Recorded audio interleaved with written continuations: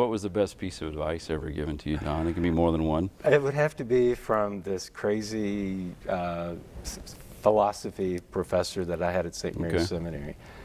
Because when I entered the seminary, I was 29 years old, and I had not finished my bachelor's degree because when I started college, I went 3 years and then found partying and quit. And then It's funny how that happens. Then, Yeah, right. It sure is, but I had a good time. Sure. And so when when my mom died and I made the crucial and I was 29, I'd always dreamed of being a priest, and so it was on that retreat that I decided to become a priest. So I ended up in the seminary, not having been in a church since I was 21.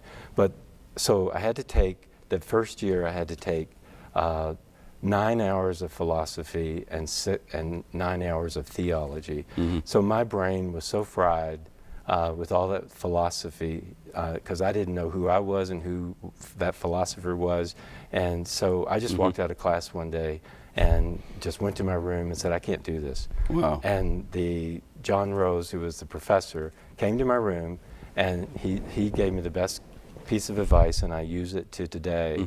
He said, you've got to take the confusion and make that your reality with trying to make it different. And let that be what it is. And so from that moment on, that's where I started learning the practice of mindfulness and living in the present moment as best as I could at that time. But that's the best piece of advice that anybody has ever given me. That's interesting.